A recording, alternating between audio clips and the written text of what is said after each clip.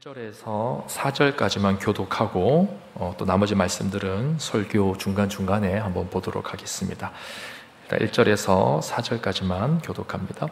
베냐민 지파의 기스라 이름하는 유력한 사람이 있으니 그는 아비엘의 아들이요 스롤의 손자요 베고랏의 증손이요 아비아의 현손이며 베냐민 사람이더라.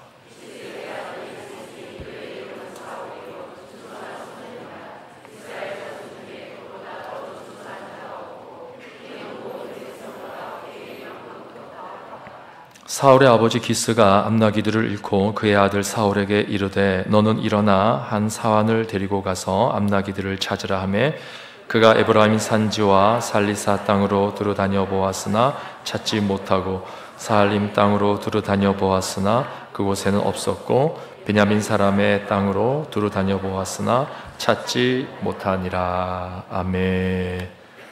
할렐루야. 예, 반갑습니다. 우리 자옆사람과 사랑하고 축복합니다 라고 인사할게요. 사랑하고 축복합니다. 사랑하고 축복합니다. 예, 잘 오셨습니다. 어떻게 휴가들을 잘 보내고 계시는지 모르겠습니다. 우리가 지난 시간에 왕을 요구하는 이스라엘 백성들의 모습을 살펴보았습니다. 왕정 제도의 출현은 이미 창세기 때부터 예견이 되어 있었고요.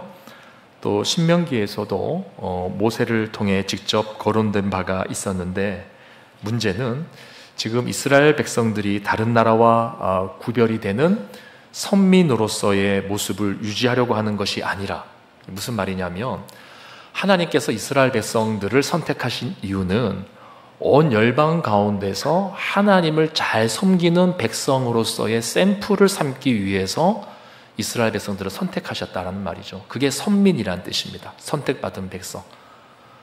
특별히 잘나서가 아니라 정말 하나님을 왕으로 모시고 하나님을 따라 살아가는 자들의 결말은 어떻게 될 것인가 하는 것을 하나님께서 샘플로 보여주시기 위해서 이스라엘 백성들을 선택하셔서 그 백성들이 하나님을 잘 섬기게끔 하신 것인데, 문제는 이스라엘 백성들이 그러한 선민으로서의 모습을 유지하려고 하기보다 우리가 지난 시간에 살펴본 것처럼 오히려 주변의 다른 나라들을 동경하면서 그들과 같이 되고자 하는 마음을 품었다는 거죠. 그 마음의 일환으로 왕을 요구했다는 것입니다. 그래서 그 요구가 하나님과 사무엘로부터 지지를 받지 못했다 하는 것을 우리가 지난 시간에 살펴봤습니다.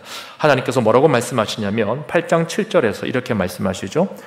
여호와께서 사무엘에게 이르시되 백성이 너에게 한 말을 다 들으라. 이는 그들이 너를 버림이 아니요 나를 버려 자기들의 왕이 되지 못하게 함이니라. 이렇게 평가하셨습니다. 이게 무슨 말이냐면 사무엘에게 하시는 말씀이죠. 사무엘아, 일단은 그 백성들의 요구를 들어줘라. 왕을 요구하는 그 요구를 들어주라는 것입니다. 그러나 분명히 기억할 것은 그들이 기대하는 왕의 모습과 하나님이 계획하시고 기대하시는 왕의 모습은 완전히 다르다. 지금 다른 선에서 출발하고 있다라고 하는 것을 분명히 밝혀주라는 거예요. 지금 이스라엘 백성들은 주변 모든 나라와 같이 힘있고 능력이 있는 아주 강력한 왕을 원하고 있습니다. 그런데 하나님이 원하시는 왕은 그 개인의 역량을 떠나서 하나님을 진정으로 왕으로 모시는, 그러니까 왕이지만 진짜 왕을 모시는, 진짜 하나님을 왕으로 모실 수 있고 그분의 통치를 받을 수 있는 그런 사람을 왕으로 하나님은 세우기를 원하셨던 거죠. 그래서 사무엘에게 이렇게 말씀하신 겁니다. 그들이 지금 너를 버린 게 아니다. 네가 사사인데 너를 거부하고 새로운 왕을 구하는 것, 그게 아니라 본질적으로는 이들이 나를 버린 것이다. 나를 그들의 왕으로 왕이 되는 것을 거부하는 것이다. 그렇게 말씀을 하신 겁니다. 자, 그래서 이제 9장과 이제 10장으로 넘어오면 드디어 이스라엘의 첫 번째 왕인 사울이 이제 등장을 하게 됩니다. 이 왕이 세워지는 장면을 우리가 보게 되는데요. 먼저 우리가 살펴볼 내용은 이 사무엘과 사울이 만나는 장면이에요. 여러분, 여기서 우리가 참고로 기억할 것은요, 왕으로 세움을 받는 자는 필연적으로 거쳐야 될 과정이 있습니다. 그게 뭐냐면 기름 부음을 받아야 된다는 거예요. 그러니까 사람들이 세웠다고 해서 왕이 되는 게 아니고 내가 왕 되고 싶다고 해서 왕이 되는 게 아니라 하나님이 정한 제도대로 기름 부음을 받아야 됩니다. 그래서 사울은 사무엘을 통해서 기름 부음을 받아야 되는 거예요. 이런 맥락에서 볼 때 사울과 사무엘의 만남은 필연적인 만남이 되어야만 하는 것입니다. 꼭 있어야 되는 만남이어야 하는 거죠. 자, 우리가 이것을 기억하면서 이제 오늘 본문으로 한번 들어가 보도록 하겠습니다. 우리 1절, 2절 다시 한번 봅니다. 중요한 말씀이니까 다 함께 읽어보도록 할게요. 시작. 베냐민 지파에 기스라 이름하는 유력한 사람이 있으니 그는 아비엘의 아들이요 스롤의 손자요 베고라스의 증손이요 아비아의 현손이며 베냐민 사람이더라. 기스에게 아들이 있으니 그의 이름은 사울이요 준수한 소년이라. 이스라엘 자손 중에 그보다 더 준수한 자가 없고 키는 모든 백성보다 어깨 위만큼 더 컸더라. 자, 우리가 잘 아는 말씀이죠. 여기에 보니까 사울의 집안과 그의 외모에 대한 소개가 나오고 있습니다. 일단 그는 어느 지파 사람입니까? 베냐민 지파 사람이라고 나와 있고 특별히 여기서 강조하는 것은 그 지파에서도 유력한 집안이다라고 말하고 있습니다. 여기서 유력한 집안이라고 하는 것은 돈이 많다는 거예요. 그리고 그 지파에서 상당한 영향력을 가지고 있는 집안이라는 뜻입니다. 자, 뿐만 아니라 그의 외모에 대해서도 설명하고 있는데 아주 준수했다라고 나오죠. 어느 정도로 준수했느냐? 이스라엘 자손 중에 그보다 더 준수한 자가 없었다, 이렇게 기록을 하고 있습니다. 뿐만 아니라 사울은 키도 다른 사람들보다 훨씬 더 컸다, 그렇게 돼 있어요. 자, 그리고 이제 3절 이하에 보면 이제 본격적으로 사울과 사무엘이 만나게 되는 아주 직접적인 계기가 되는 사건이 하나가 소개가 되고 있는데, 우리는 이 사건을 통해서 이 사울이 어떤 사람인가 하는 것을 보다 구체적으로 알 수가 있습니다. 앞에서는 그 집안 얘기와 외모 얘기가 잠깐 나왔고, 이제 좀 더 구체적으로 이 사울의 어떤 성품의 됨됨이에 대해서 알 수 있는 대목이 이제 소개가 되는 겁니다. 자, 3절, 4절 같이 읽어봅니다. 시작. 사울의 아버지 기스가 암나기들을 잃고 그의 아들 사울에게 이르되 너는 일어나 한 사환을 데리고 가서 암나기들을 찾으라 하며 그가 에브라임 산지와 살리사 땅으로 두루다녀 보았으나 찾지 못하고 사알림 땅으로 두루다녀 보았으나 그곳에는 없었고 베냐민 사람의 땅으로 두루다녀 보았으나 찾지 못하니라. 자, 사울의 아버지 기스가 이제 암나귀들을 잃어버렸다라고 나옵니다. 당시의 나귀들은 귀중한 재산 목록 중에 하나였습니다. 그래서 아들 사울에게 종 하나를 붙여줍니다. 종 하나를 붙여주는데 이 종을 데리고 나가서 이제 나귀들을 찾아오라는 거죠. 그래서 사울이 어떻게 하냐면 아주 열심히 정말 성실성의껏 찾아다닙니다. 어느 정도로 열심히 찾아다녔는가? 4절에 보면 먼저 에브라임 산악지대를 돌아다녔다라고 되어 있습니다. 여러분, 산악지대를 돌아다니는 것은 쉬운 일이 아니에요. 자, 그리고 이어서 살리사 땅으로 두루다녔다라고 나와 있습니다. 이 살리사 땅은 에브라임 산지, 그러니까 처음에 사울이 돌아다닌 이 산악지대 북쪽에 위치한 지역인데, 이곳은 독특하게 우기 때만 흐르는 서로 다른 세 개의 협곡으로 이루어진 지역입니다. 그러니까 협곡이다 보니까 사람들이 오고 가고 하는 이런 부분에 있어서 굉장히 이제 불편한 지역인 거죠. 편한 지역이 아닌 것입니다. 근데 여기도 사울이 샅샅이 다 뒤졌어요. 자, 근데 여기도 없습니다. 그러니까 그 다음에 어디를 가느냐? 사알림 땅을 두루 다녔다라고 되어 있습니다. 지난번에도 제가 한번 소개를 해드렸는데, 이 사알림이라는 말 자체가 이제 사막에 사는 여우나 자칼 같은 들짐승을 나타내는 복수적인 표현입니다.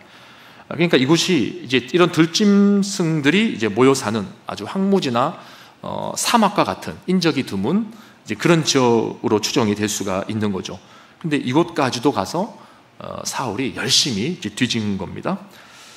자, 그리고 또 보니까 여기서 그치지 않습니다. 마지막으로 이제 베냐민 사람의 땅을 두루 다녔다라고 되어 있습니다. 사울이 이제 베냐민 지파 사람이었으니까 당연히 이제 베냐민 지파도 또 샅샅이 다 이제 뒤져 봤겠죠. 그러니까 정리하면 이런 겁니다. 지금 사울은 산악지대와 황무지 사막 그리고 협곡을 오르내리면서 또 베냐민 전 지역을 돌아다니면서 아주 성실하게 아버지의 말씀에 순종하면서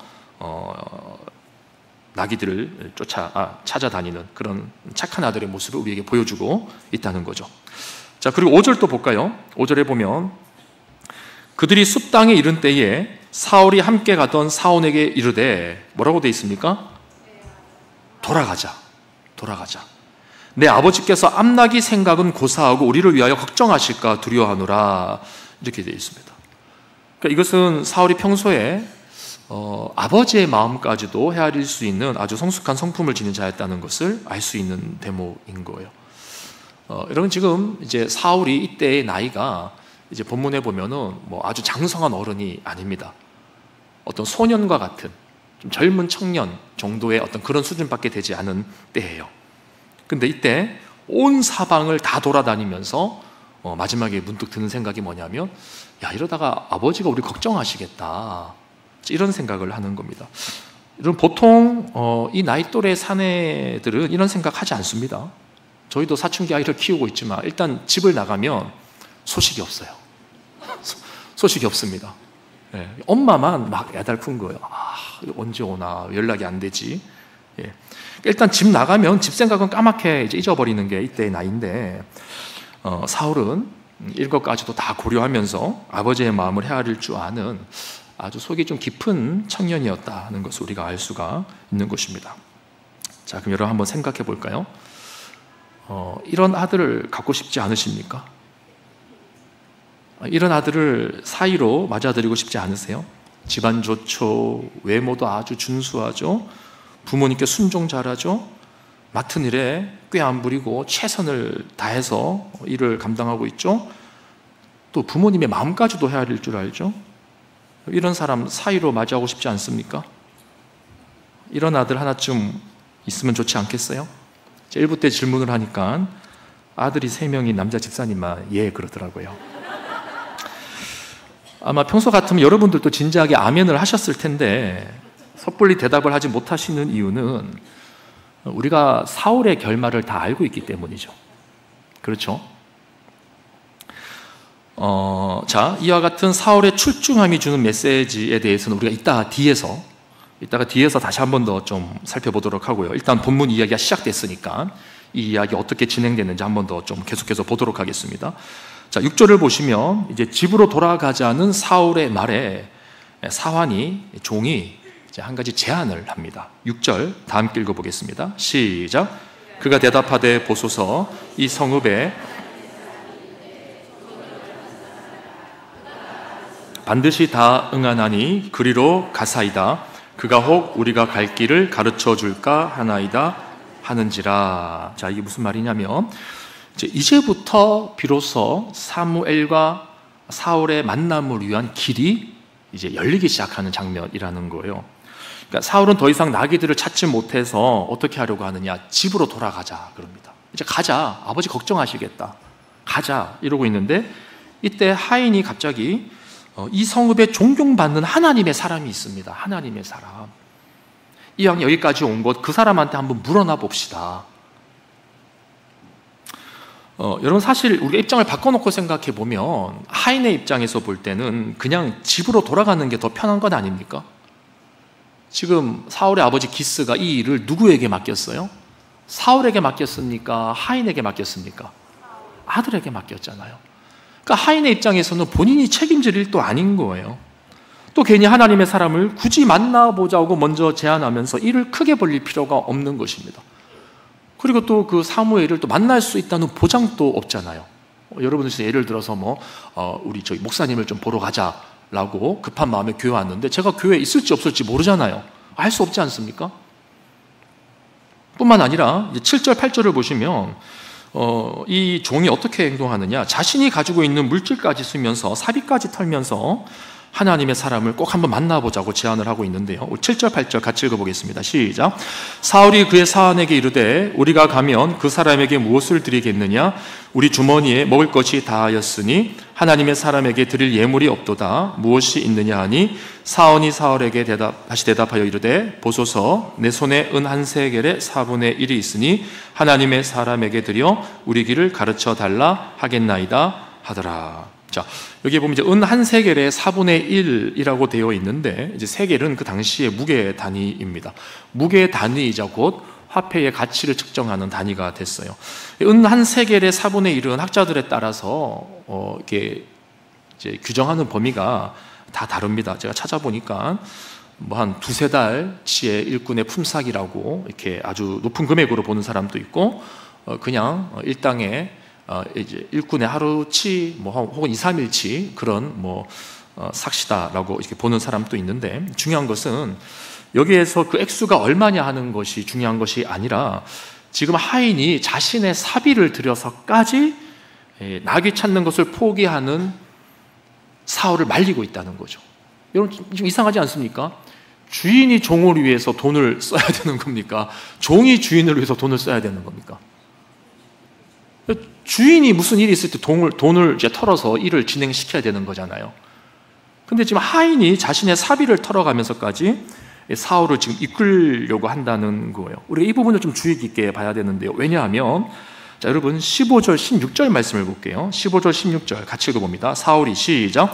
사울이 오기 전날에 여호와께서 사무엘에게 알게 하여 이르시되 내일 이맘때에 내가 베냐민 땅에서 한 사람을 너에게로 보내리니 너는 그에게 기름을 부어 내 백성 이스라엘의 지도자로 삼으라. 그가 내 백성을 블레셋 사람들의 손에서 구원하리라.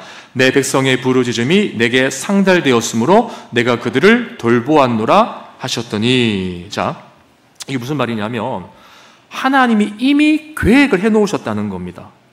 사울을 왕으로 세울 것을 계획해 놓으시고 사무엘을 통해 어떤 작업을 준비하고 계십니까? 기름 부을 작업을 준비하고 계시는 거예요. 이 기름 붓는 작업은 필수적인 작업이라고 했습니다. 왕으로 세워지기 위해서. 자, 이것을 하나님이 준비하고 계셨는데 이제 중요한 사실이 뭐예요? 정작 사울은 이 시점에, 이 중요한 시점에 자신의 집으로 돌아가고자 했다는 거죠.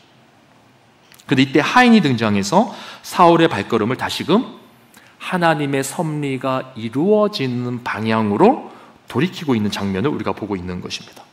자, 뿐만 아니라 이 부분을 기억하시면서 같은 맥락에서 11절에서 13절 말씀까지도 한번 보겠습니다. 여기 보면 이 무명의 하인과 마찬가지로 무명의 소녀들이 나오는데, 이들 역시도 사울과 사무엘이 만나는데 아주 결정적인 정보를 제공하는 역할을 합니다. 읽어보겠습니다. 시작. 그들이 성읍을 향한 비탈길로 올라가다가 물 기르러 나오는 소녀들을 만나 그들에게 묻되 선견자가 여기 있느냐 하니 그들이 대답하여 이르되 있나이다. 보소서 그가 당신보다 앞서 갔으니 빨리 가소서. 백성이 오늘 산당에서 제사를 드리므로 그가 오늘 성읍에 들어오셨나이다. 당신들이 성읍으로 들어가면 그가 먹으러 산당에 올라가기 전에 곧 만나리이다. 그가 오기 전에는 백성이 먹지 아니하나니 이는 그가 재물을 축사한 후에야 청함을 받은 자가 먹음이니이다. 그러므로 지금 올라가소서 곧 그를 만나리이다 하는지라. 자, 말이 좀 이야기가 길어서 이해가 안 되실 수 있는데 쉽게 얘기하면 이런 겁니다. 지금 사울과 하인이 그 지역 소녀들에게 길을 묻고 있어요. 근데 오늘 본문을 방금 보셔서 아셨겠지만 이 소녀들이 굉장히 자세하게 이 사무엘의 동선을 설명해 주고 있습니다. 그렇죠? 뿐만 아니라 언제쯤이면 사울을 만날 수 있을지도 예측해서 사울과 사안에게 설명해 주고 있는 거예요. 자, 그럼 이제 우리가 한 걸음 뒤로 물러서서 지금까지 본 내용을 이 전체의 장면을 한번 연결해 보겠습니다. 여기까지의 내용을 간단하게 정리해 보자면, 지금 이스라엘의 요구에 의해 하나님의 선택을 받은 사울은 그의 외면과 내면이 상당히 호감을 주는, 주변 사람들이 봤을 때 상당히 추종할 만한, 출중한 모습을 가진, 자랑할 만한 모습의 소유자였다는 거죠. 그런데 정작 하나님의 섭리가 이루어지려고 하는 이 중요한 순간에는 오히려 사울이 어떤 선택을 하려고 한다고요? 그 섭리가 이루어지는 것과는 반대가 되어지는 방향으로 결정을 하려고 한다는 것입니다. 집으로 돌아가고자 한 것이죠.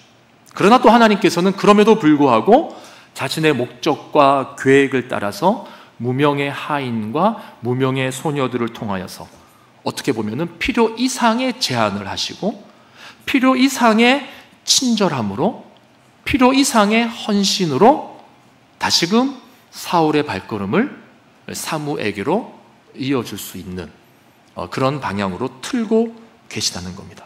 자, 여러분 이쯤에서 이제 우리가 앞에서 잠시 보류했던 이 사울의 출중함이 주는 메시지에 대해서 좀 더 깊게 한번 생각해 보기를 원하는데요. 오늘 본문에서 사울이 가진 이 외적인 특징 중에서 우리가 주목해서 봐야 되는 표현이 하나가 있어요. 이게 뭐죠? 뭐죠? 예, 그의 키가 다른 사람들보다 머리 하나가 더 큰 거예요. 그러니까 사울의 어깨에 다 오는 거예요, 사람들이. 그만큼 사울이 지금 크다라고 소개하고 있습니다. 이게 왜 중요한 거냐면 지금 본문의 저자가 의도적으로 사울의 키를 부각시키고 있는 건데요. 왜냐?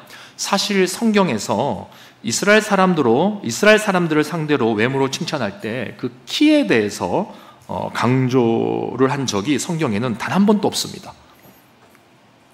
사울은 성경에서 키가 크다고 구체적으로 언급된 유일한 이스라엘 사람이에요. 목사님, 그 사람이 크니까 당연히 그렇게 기록을 했겠죠. 예, 그럴 수도 있겠지만, 그러나 여러분 지금 이 대목을 이방인들을 향해서 성경이 묘사하는 장면들과 비교해서 보면 이제 이야기가 달라진다는 것을 여러분들이 느끼게 될 겁니다. 무슨 말이냐면 성경에서 하나님을 대적하는 이방인들의 힘과 능력을 자랑할 때, 그들의 압도하는 힘을 드러낼 때 주로 쓰는 방식이 뭐냐면 그들의 큰 키를 드러내고 있는 거예요. 예컨대 민수기 13장 33절 말씀을 같이 읽어보겠습니다. 시작. 거기서 네피림 후손인 아낙 자손의 거인들을 보았나니 우리는 스스로 보기에도 메뚜기 같으니 그들이 보기에도 그와 같았을 것이니라. 자, 이 말씀은 다 아시죠? 이스라엘 백성들이 광야에서 이제 가나안 땅으로 정탐꾼을 보냈는데 가서 보니까 그 땅의 백성들이 키가 다 큰 거예요. 다 큰 거예요. 그러니까 그들하고 우리를 비교해 보니까 우리는 메뚜기 같은 거죠. 자, 또 신명기 1장 28절 또 읽어보겠습니다. 시작. 우리가 어디로 가랴? 우리의 형제들이 우리를 낙심하게 하여 말하기를 그 백성은 우리보다 장대하며 그 성읍들은 크고 성곽은 하늘에 닿았으며 우리가 또 거기서 아낙 자손을 보았노라 하는도다 하기로. 자, 아낙 자손이라는 게 뭐냐면 거인의 대명사입니다. 큰 사람들을 말하는 거예요. 또 신명기 9장 2절을 볼까요? 시작. 크고 많은 백성은 내가 아는 아낙 자손이라 그에 대한 말을 네가 들었나니 이르기를 누가 아낙 자손을 능히 당하리요 하거니와. 그러니까 누가 이 거인들을 당하겠느냐? 누가 이 키 큰 사람들을 당하겠느냐? 누가 이 용사와 같은 사람들을 감당하겠느냐? 라고 할 때 이방인들이 그 키를 강조하고 있는 겁니다. 마지막으로 여러분이 잘 아시는 사람이 또 나오는데 사무엘상 17장 4절 읽어보겠습니다. 시작. 블레셋 사람들의 진영에서 싸움을 도두는 자가 났는데 그의 이름은 골리앗이요 가드 사람이라 그의 키는 6규빗 한 뼘이요. 6규빗 한 뼘이 정확히 얼마인지는 모르지만 대략 3m가 넘지 않나 이렇게까지도 봅니다. 학자들에 따라서. 그러니까 여러분 어떻습니까? 지금 본문의 저자가 사울의 키를 강조하는 것이 우연일까요? 아무런 의도 없는 그냥 단순 사실을 묘사한 것일까요? 저는 그렇게 생각하지 않습니다. 여러분 지금 어떤 맥락에서 사울이 왕으로 세워지고 있는지를 우리가 놓쳐서는 안 되는 거예요. 자, 우리가 복습 차원에서 성경을 한 장 앞으로 넘겨 8장 5절을 다시 봅니다. 목사님 왜 자꾸 같은 말씀을 반복하시나? 이런 지루해도 어쩔 수 없습니다. 중요한 말씀이기 때문에 한 번 더 반복하겠습니다. 우리 8장 5절 다 함께 봅니다. 시작. 그에게 이르되 보소서 당신은 늙고 당신의 아들들은 당신의 행위를 따르지 아니하나니 모든 나라와 같이 우리에게 왕을 세워 우리를 다스리게 하소서 한지라. 자, 이스라엘 백성들이 지금 왕을 요구하는 기준이 뭐라고 돼 있어요? 모든 나라와 같이. 그러니까 이들이 모든 나라와 같이라고 할 때 머릿속에 염두에 두고 있는 왕의 외형적인 특징이 뭐냐? 키가 큰 사람이에요. 자, 우리 8장 20절도 볼게요. 8장 20절 같이 읽어보겠습니다. 시작. 우리도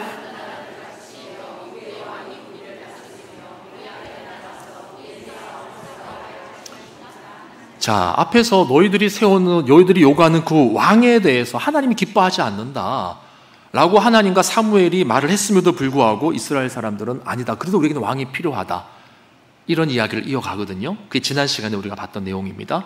근데 거기에서 나오는 말이 뭐냐면 8장 20절 다시 볼게요. 우리도 다른 나라들과 같이 되어, 자, 앞에 부분과 똑같죠? 우리의 왕이 우리를 다스리며 까지가 끝나는 게 아니라 그 뒷말을 보세요. 우리 앞에 나아가서 우리의 싸움을 싸워야 할 것입니다. 그러니까 전쟁이 발생하고 이민족들이 침입할 때 보니까 우리는 왕이 없어요. 뭔가 그들의 어떤 왕들처럼 앞에 나와서 뭔가 출중한 외모와 어떤 용맹스러운 위태를 자랑하는 그런 모습을 가지고 진격! 나를 따르라! 할 만한 사람들이 이스라엘은 없는 거예요. 그게 부러운 겁니다, 지금. 그런 사람이 나타나면 자신들이 안전할 거라고 생각을 하고 있는 거예요. 그러니까 지금 이들이 원하는 왕이 어떤 왕이냐? 다른 나라와 같이 아주 힘있고 키도 크고 용맹스럽고 우리 앞에서 싸움을 이끌고 나갈 수 있는 그런 용사와 같은 왕을 원하고 있는 거라는 거죠. 그리고 그러한 요구의 연장선상에서 등장하는 인물이 누구냐? 바로 이방인들과 같이 키가 큰 사울이 소개되고 있는 것입니다. 여러분, 참고로 이 사울이 어느 지파 사람이라고 했어요? 베냐민 지파 하면은 딱 떠오르는 게 있어야 됩니다. 사사시대 때 열왕기 상하, 역대상하 아니죠. 창세기, 출애굽기, 레위기, 민수기, 신명기, 그다음에 뭡니까? 요수아, 룻기, 중간에 뭐가 하나 있잖아요. 사사기, 사사기, 룻기, 사무엘, 상하죠. 제가 잘못 말했네요. 그러니까 지금 이 시기는 아직까지 사사시대라는 말입니다. 사사시대. 근데 이제 사사기에 보면, 사사기 책에 보면 사사기 이 마지막 말미에 가서 어떤 일이 발생하냐면 이스라엘 안에 내전이 발생해요. 12지파 안에 내전이 발생합니다. 기억나십니까? 근데 이때 내전이 발생할 때 뭐 구체적인 이유와 내용들은 생략을 할게요. 너무 길어지니까. 근데 뭘 주목해야 되냐면 이 내전이 발생할 때 베냐민 지파가 홀로 다른 모든 지파를 다 상대합니다. 그리고 그 첫 싸움에서 누가 이길까요? 베냐민 지파가 이겨요. 성경에 보면 베냐민 지파가 용맹스럽다라고 되어 있습니다. 베냐민 지파에 싸움 잘하는 사람들이 굉장히 많았어요. 한 지파가 나머지 지파를 다 상대해서 이겼다니까요. 그러다가 또 나중에는 다시 전체 지파가 연합해서 결국에는 이 베냐민 지파가 초토화가 되기는 합니다. 근데 어쨌거나 여러분, 처음에 첫 싸움에서 한 지파가 전체를 다 상대해서 이겼다? 이들이 얼마나 용맹스럽고 또 싸움에 능한가 하는 것을 알 수 있는 대목인 거죠. 자, 그럼 보세요. 그 용맹스러운 베냐민 지파에서 집안이 유력하고 성품도 좋고 충성스럽고 순종도 잘하고 부모의 마음도 헤아릴 수 있고 또 키까지 큰 그 사람이 지금 왕으로 세워지려고 하는 것입니다. 근데 여러분, 여기서 우리가 한 가지 오해하지 말 것은, 이제 성경을 이제 잘 아시는 성도님들이 가끔씩 오해하시는 게 있어요. 그럼 여기서 이제 사울 왕이 세워지는 것은 사울 너무 비운의 왕 아닌가? 하나님께서 이스라엘 백성들의 요구를 괘씸히 여겨서 아주 처음부터 인간적인 왕을 세워서 이스라엘 백성들에게 본때를 보여주려고, 자 봐라, 너희들이 원하는 대로 세워놨으니까 한번 봐라, 어떻게 되는지 한번 보자. 하나님이 그런 것을 기대하면서 아주 본때를 보여주려고 이런 사울 왕을 세운 것인가 하는 생각을 하는 경우가 종종 있으신데, 여러분, 그건 또 아닙니다. 왜냐하면 우리 9장 16절을 한번 볼게요. 9장 16절 다 함께 읽어봅니다. 시작. 내일 이맘때에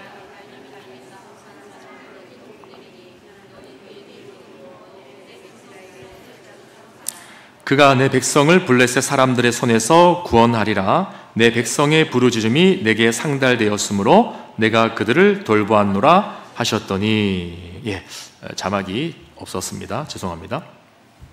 제가 다시 한번 읽어드릴게요. 내일 이맘때에 내가 베냐민 땅에서 한 사람을 너에게로 보내리니, 이거 지금 사무엘에게 하시는 말씀이에요. 하나님께서 너는 그에게 기름을 부어 내 백성 이스라엘의 지도자로 삼으라. 그가 내 백성을 블레셋 사람들의 손에서 구원하리라. 내 백성의 부르짖음이 내게 상달되었으므로. 그러니까 백성의 부르짖음이 내게 상달되었으므로 내가 누구를 돌보았다고요? 이스라엘 백성들을 돌보았노라, 이렇게 말씀하세요. 이게 무슨 말이냐면 하나님께서 이스라엘 백성들의 부르짖음을 들으셨다라는 말이죠. 즉 그들이 세상 왕과 똑같은 왕을 요구하면서 마치 하나님을 거부하는 듯한 모습도 있었지만, 또 한편으로 이들에게 어떤 모습이 있었냐면 이방 민족으로 인해 고통당하면서 하나님 앞에 부르짖는 모습도 있었다는 거예요. 근데 하나님께서 그 부르짖는 모습을 보고 불쌍히 여기시고 그 앞에서 사사들을 보내주신 것처럼 동일하게 이들을 구원할 사람을 보내주시겠다라고 하나님이 작정을 하셨다는 거죠. 그런데 이번에는 사사가 아니라 어떤 모습으로요? 왕으로서, 특별히 그들이 요구한 대로 왕을 세워주시겠다는 겁니다. 그리고 이제 나중에 뒤에 가서 또 보시면 아시겠지만, 사울이 이 자신의 왕의 역할을 잘 감당하기만 했다면 하나님께서 반드시 그의 왕위를 계속 견고하게 유지시켜 주실 것이다 라고 하는 하나님 나름대로의 계획도 있었다는 것을 우리가 알 수가 있어요. 사무엘상 13장 13절 14절 말씀을 한번 보도록 하겠습니다. 시작. 사무엘이 사울에게 이르되, 자, 사무엘상 13장 13절에서 14절입니다. 시작. 사무엘이 사울에게 이르되 왕이 망령되이 행하였도다. 왕이 왕의 하나님 여호와께서 왕에게 내리신 명령을 지키지 아니하였도다. 그리하였더라면 여호와께서 이스라엘 위에 왕의 나라를, 자, 뭐라고 되어 있습니까? 영원히 세우셨거늘. 그러니까 하나님은 사울을 통해서도 사울이 하나님 앞에 순종하고 하나님의 마음에 합하게 잘 행동을 하면 그의 왕위를 계속해서 이어줄 것을 하나님은 계획하고 계셨다는 거예요. 자, 근데 14절 말씀 읽어봅니다. 시작. 지금은 왕의 나라가 길지 못할 것이라 여호와께서 왕에게 명령하신 바를 왕이 지키지 아니하였으므로 여호와께서 그의 마음에 맞는 사람을 구하여 여호와께서 그를 그의 백성의 지도자로 삼으셨느니라 하고. 자, 그러니까 다시 정리해 보면 지금 하나님께서는 정말 이스라엘의 요구와 그들의 수준에 맞게 최대한 맞추어서 그들을 구원할 왕을 보내주고 계신 거죠. 그 사람이 누구라고요? 사울이라는 것입니다. 자, 그런데 오늘 본문에서 이 저자가 암시하는 게 뭐냐? 여기에 이제 초점을 맞춰봐야 되는 거예요. 이 저자가 암시하는 게 있는데 그게 뭐냐? 사울은 결정적인 순간에는 하나님의 섭리를 거스리는 선택을 한 사람이었다는 거예요. 집으로 돌아가려고 했다는 거죠. 그런데 오히려 무명의 하인들과 무명의 소녀들이 그의 발걸음을 돌이키고 있는 겁니다. 이것은 앞으로 사울이 어떤 결정적인 순간에 하나님 앞에서 그릇된 결정을 하게 될 것이라는 것을 암시하는 사건인 거예요. 동시에 사울을 대신할 또 다른 사람을 하나님이 세워서 결국에는 하나님의 섭리와 계획이 이루어질 것이다. 그러니까 지금 하나님께서 이 사울의 잘못된 결정을 수습해 주시는 것처럼 그렇게 이스라엘의 첫 번째 왕이 실패한 것을 수습해 줄 방안을 하나님이 미리 준비하고 계시다라고 하는 것을 암시하는 대목이라는 것입니다. 따라서 여러분, 오늘 본문의 저자가 이 사울의 출중한 외모와 또 그의 칭찬할 만한 내면의 성품과 또 그의 뛰어난 유력한 집안의 모습을 드러내면서 궁극적으로 하려고 하는 말이 뭐냐면, 하나님의 뜻을 저버린 이스라엘의 요구는 그것이 외적으로 아무리 훌륭하고 멋있게 보여도 그것이 신뢰할 것이 아니라는 것을 말씀하고 있는 겁니다. 이스라엘 백성들은 이것을 신뢰하고 있었어요. 이방 나라들과 같이 그런 훌륭한 왕이 세워지면 우리가 잘 될 거다라고 생각했던 거죠. 근데 그게 그럴 수도 있지만 그게 다가 아니다. 그게 핵심적인 요건이 아니다라고 하는 것을 지금 말씀이 우리에게 말씀하고 있는 것입니다. 참고로 여러분, 여기까지만 들으면 그래도 그렇지 목사님, 사울이 참 좀 비참하지 않습니까? 뭐 본인이 왕이 되고 싶어서 된 것도 아닐 것이고 너무 좀 비운의 왕 같은데, 이런 생각을 여러분들이 하실 수 있는데, 저도 그 부분을 한참을 고민을 했어요. 묵상을 하고. 물론 하나님의 어떤 비상한 섭리와 또 비밀스러운 계획이 있겠지만, 이 본문을 한참을 묵상하면서 제 안에 이제 깨달아지는 내용이 하나가 있었어요. 이게 사울이 그렇게 억울할 것도 없다.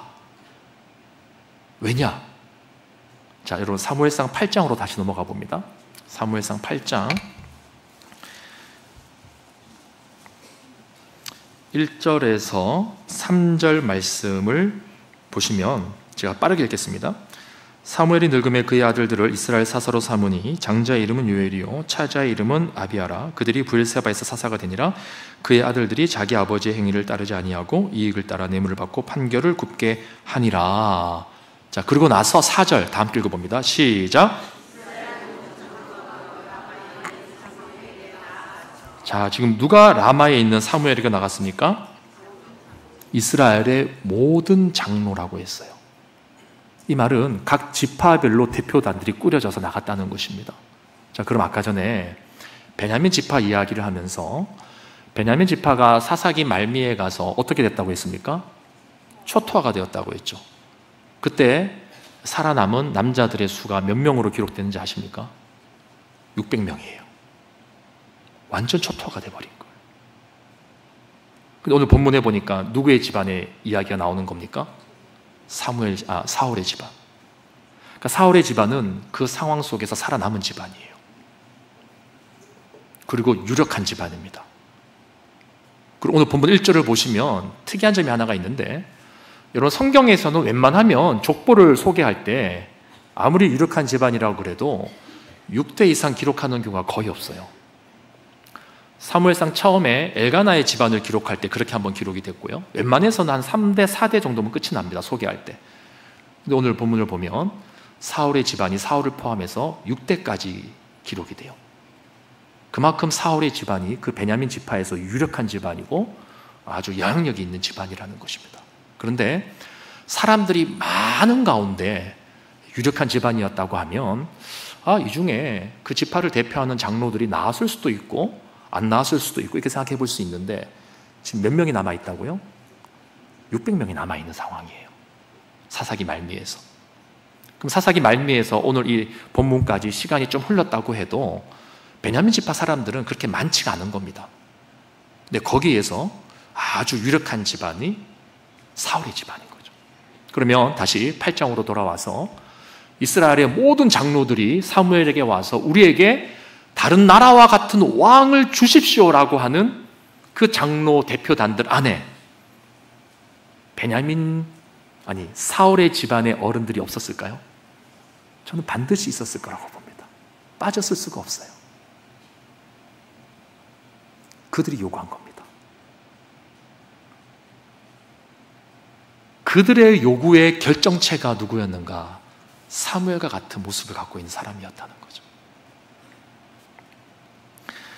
여러분, 오늘 본문의 저자의 의도가 뭘까요? 사울, 그는 다른 나라와 같은 왕으로서 그들과 견주어 비교해 봤을 때 흠이 없는 사람이었어요. 즉 이스라엘이 원하는 조건을 다 가진 사람이었어요. 그러나 그것이 그가 영적으로 하나님의 이끌림을 받는 부분에 있어서 결정적인 역할을 하는 것은 아니라는 거예요. 우리나라 지금 파리 올림픽 기간인데 우리나라 축구 대표팀이 이번에 올림픽에 출전했습니까? 못했죠. 다들 그래서 파리 올림픽에 별로 관심이 없는 것 같아요. 축구를 보다 보면 이제 골 결정력이라는 말을 우리가 심심치 않게 사용하는데, 경기 전반을 봤을 때 공격과 수비 이런 것들은 다 우세하다라고 평가가 되는 경기가 있어요. 그런데 한 골도 못 넣는 겁니다. 모든 부분에서 다 우세한데 골을 못 넣는 거예요. 아무 소용이 없죠. 수비, 공격 모든 부분에 있어서 탁월하면 뭐합니까? 골을 못 넣는데. 오늘 사울의 모습이 그런 게 아닐까 싶습니다. 외적으로 너무너무 좋은 것들을 다 가졌어요. 근데 결정적인 순간에 하나님의 섭리를 거스리는 선택을 하는 사람이, 결정을 하는 사람이 사울이었던 거예요. 집으로 돌아가자. 앞에서 말씀드린 것처럼 사울과 사무엘의 만남은 필연이 돼야 됩니다. 꼭 만나야 됩니다. 기름 부음을 받아야 됩니다. 그래야지 왕이 되는 거예요. 하나님께서 그들의 수준에 맞춰서, 그래 100번 양보해서 내가 너희들의 수준에 맞는 왕을 맞춰줄게. 그리고 이 왕이 잘 되면은 계속해서 너희들을 다스릴 거야 하면서 또 그들의 부르짖음을 들으면서 사사들을 세우는 것처럼 왕을 세워서 그들에게 주려고 준비하고 있다는 거예요. 준비하고 있는 겁니다. 근데 그 섭리를 오히려 거스리는 행동을 누가 하느냐? 사울이 하려고 하고 있다는 거예요. 여러분, 이것이 우리의 모습 아닐까요? 여러분, 오늘 본문을 볼 때 마지막으로 여러분들이 결론을 이렇게 내리시면 좋을 것 같아요. 오늘 이 사울의 모습을 예수님의 모습과 비교해 볼 수 있어야 됩니다. 이사야 53장 2절에 보면 예수님에 대해서 이렇게 묘사하죠. 그는 주 앞에서 자라나기를 연한 순 같고 마른 땅에서 나온 뿌리 같아서. 여러분, 연한 순, 마른 땅에서 나온 뿌리, 얼마나 연약해 보입니까? 이방 나라들이 생각하는 안악 자손과 같은, 골리앗과 같은 그런 용사의 이미지가 아니죠. 자, 계속 읽어보겠습니다. 연한 순 같고 마른 땅에서 나온 뿌리 같아서 고운 모양도 없고 풍채도 없은즉 우리가 보기에 흠모할 만한 아름다운 것이 없도다. 이게 예수님에 대한 묘사예요. 사울과 완전히 대조가 되죠. 그런데 그 뒤에 이야기를 보니까 그는 멸시를 받아 사람들에게 버림받았으며 간고를 많이 겪었으며 질고를 아는 자라. 마치 사람들이 그에게서 얼굴을 가리는 것 같이 멸시를 당하였고 우리도 그를 귀히 여기지 아니하였도다. 그는 실로 우리의 질고를 지고 우리의 슬픔을 당하였거늘 우리는 생각하기를 그는 징벌을 받아 하나님께 맞으며 고난을 당한다 하였노라. 그가 찔림은 우리의 허물 때문이요 그가 상함은 우리의 죄악 때문이라. 그가 징계를 받음으로 우리는 평화를 누리고 그가 채찍에 맞음으로 우리는 나음을 받았도다. 우리는 다 양 같아서 그릇 행하여 각기 제 길로 갔거늘 여호와께서는 우리 모두의 죄악을 그에게 담당시키셨도다. 이게 무슨 말입니까? 예수님은 순종하셨다는 거예요. 풍채도 아름답지 않고 연한 가지와 같고 순과 같고 힘이 없는 모습이지만 그분은 순종했다는 거죠. 하나님의 거대한 구속사의 섭리 안에서 그 섭리에 반하는 모습으로 반응하는 것이 아니라 순종함으로 하나님의 그 거대한 구원의 역사의 섭리의 흐름을 이끌고 가는, 따라가는, 순종하는 그런 모습을 예수님은 보여주고 계신 거죠. 자, 이제 우리는 선택해야 됩니다. 사울처럼, 아니 이스라엘 백성들처럼 세상과 견주었을 때 전혀 손색이 없는 그런 모습을 우리가 추구하고 기도하고 그것을 위해 달려가면서, 여러분 그 자체가 나쁘다고 말씀드리는 건 아닙니다. 중요한 것은 그러다 보면 그것이 우리로 하여금 하나님 앞에 순종하는 부분에 있어서 결정적인 역할을 하는 기능을 하는 것이 아니다라고 하는 것을 기억하라는 말이에요. 오히려 그것 때문에 사울이 아버지의 마음을 헤아리는 자였기 때문에 그 결정적인 순간에 집으로 돌아가자라고 하는 것입니다. 인간적으로 보면 참 좋은 아들이지만 하나님의 영원한 구속사의 섭리에서 보면 아주 반대가 되는, 하나님의 구원의 역사와 반대가 되는 그런 결정을 하는 동기가 되는 것이죠. 지금 여러분들 표정이 굉장히 심각한 거 아십니까? 물론 제가 너무 어둡게 무겁게 이야기를 끌고 가서 그런 것도 있겠지만 여러분, 그래서 우리가 이 시간에 함께 좀 찬양하고 싶은 곡이 있어요. 그게 뭐냐면 주께 가까이라는 찬양입니다. 제가 이 찬양을 준비하면서 하나님, 나는 하나님 앞에 가까이 나갈 수 없는 사람입니다. 내가 아무리 외적으로 뛰어나고 출중하고 다른 사람들이 칭찬을 해주고 멋있다 그러고 좋다 그래도 세상 사람들이 흠모할 만한 그 어떤 것들이 내 안에 있다 할지라도 이것이 나를 하나님께로 가까이 이끌지 못합니다. 정말 하나님, 내 인생을 하나님께로 가까이 이끌어주시는 그런 은혜가 내게 필요한데 하나님 결정적인 순간에 그를 선택하지 않게 해달라고, 정말 하나님이 원하는 선택하는 인생을 살아갈 수 있게 해달라고, 우리 그 마음을 담아서 이 찬양을 함께하고 기도하면 좋겠습니다.